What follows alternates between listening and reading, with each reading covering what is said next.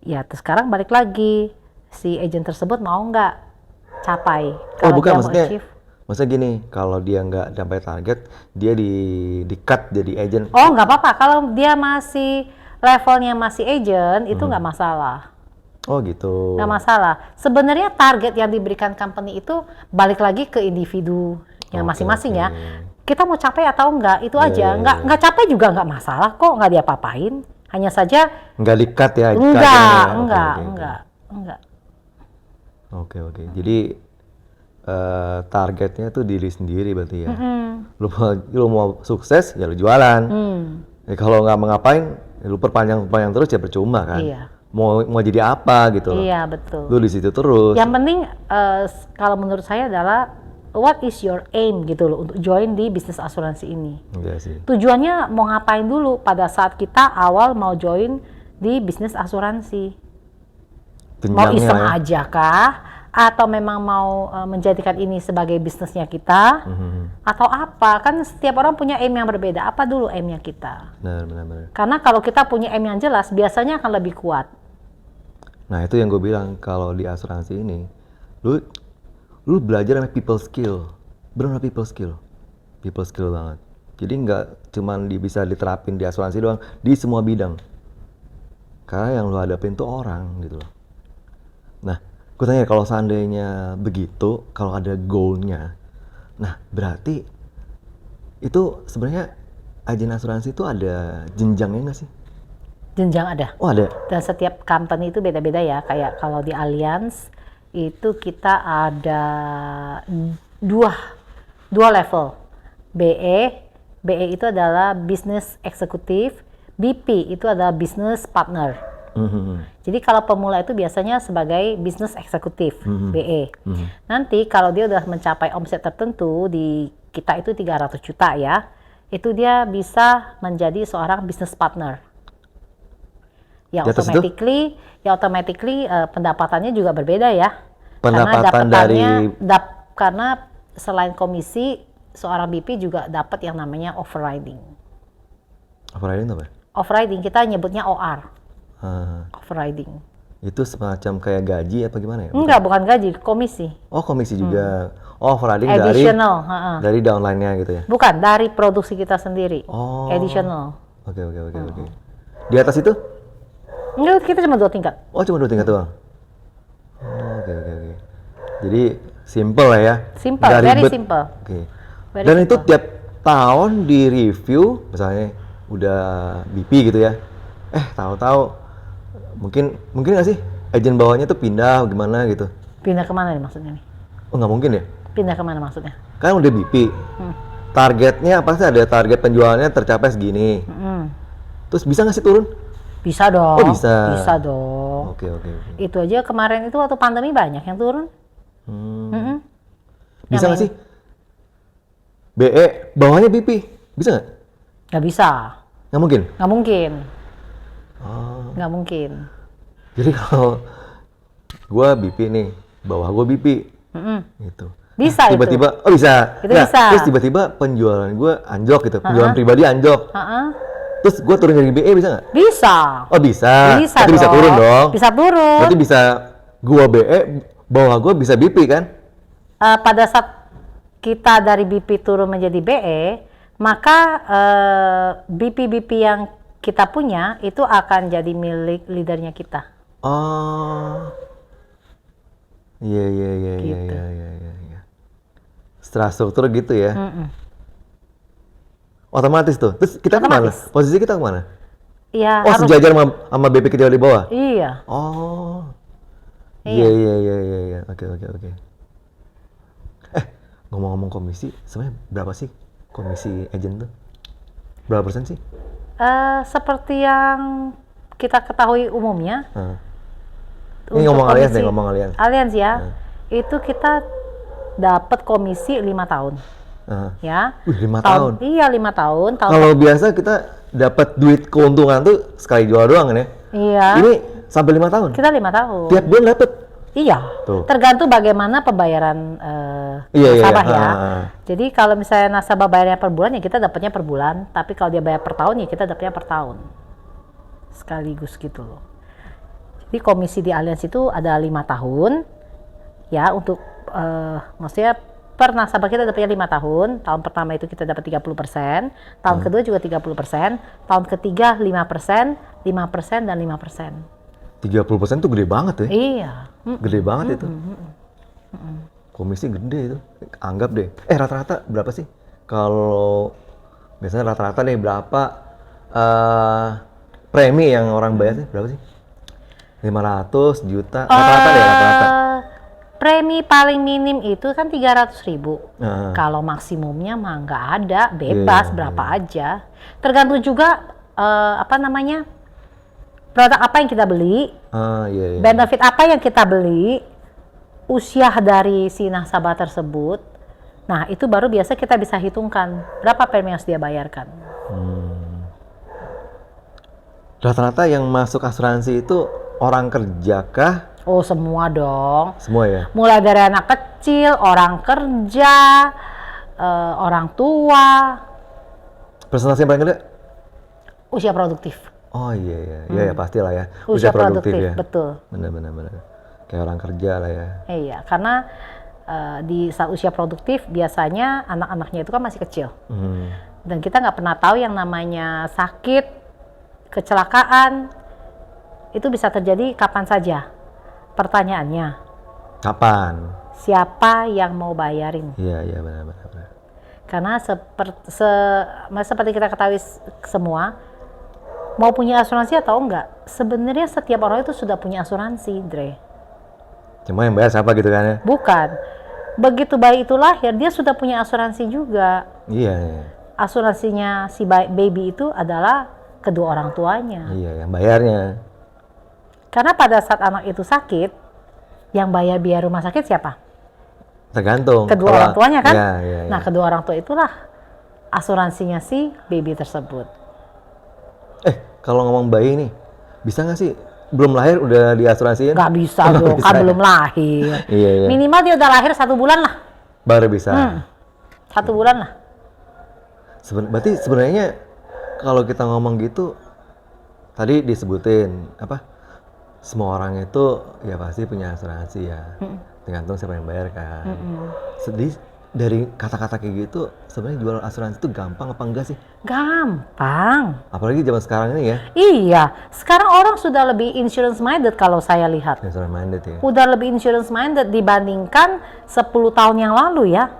Kalau sekarang udah rata-rata, apalagi anak-anak mudanya ini udah amat sangat insurance minded kalau menurut saya. Malah mereka yang mencari asuransi. Sekarang udah jauh lebih gampang dibandingkan dulu. Sekarang justru lebih banyak perusahaan asuransi ya. Betul. Nah, dan rata-rata orang punya asuransi sekarang. Benar. Tapi kalau orang udah punya asuransi sih, bisa nggak sih kita tawarin lagi? Bisa dong. Bisa berarti ya? Bisa. Chance-nya sama aja dibanding orang nggak asuransi ya? Sama. Oke. Nah gini nih, baik lagi, berarti kan banyak sekarang ini, apalagi sekarang ini ya, pasti banyak banget perusahaan asuransi yang baru kan ya. Nah, gimana cara kita bersaing? Apa sebenarnya orang ngambil asuransi itu ngelihat personal kita atau ngelihat perusahaannya? Sebenarnya kalau mau dibilang bersaing, bisnis apa sih yang nggak bersaing, Dre? Iya, benar sih. Bisnis apa aja semua ada saingannya. Katakan handphone. Dulu itu kan yang kita tahu kan merek handphone nggak sebanyak sekarang ya. Iya. Sekarang makin menjamur, merek apa aja ada. Itu bersaing kan. Nah, benar. apalagi mobil juga begitu kan? Iya. Nah, itu juga bersaing ya. Jadi kalau mau dibilang bersaing ya nggak cuma asuransi, bisnis apapun bersaing menurut saya, dan asal jangan dianggap itu sebagai saingan aja dan kita happily aja menjalankannya, jangan dianggap itu sebagai saingan, karena setiap perusahaan asuransi mereka punya benefitnya masing-masing, punya kekuatannya masing-masing, punya nilai jualnya masing-masing. Jadi dan semua perusahaan asuransi memberikan yang terbaik untuk nasabahnya, ya, pastinya. Pasti. Sekarang balik lagi, kalau saya mah ke nasabah itu sendiri, apa kebutuhan dia? Apa yang menjadi kebutuhan dia yang bisa kita berikan dari asuransi yang kita punya nih, yang kita jual. Iya. Nah sekarang nih yang jadi penentu nasabah itu mau beli sama kita atau sama orang lain tuh di mana sih? Apakah di Penentu, produknya? Apakah kita yang nawarin, oh misalnya, agen baru pasti kalah saing lah sama agen lama gitu.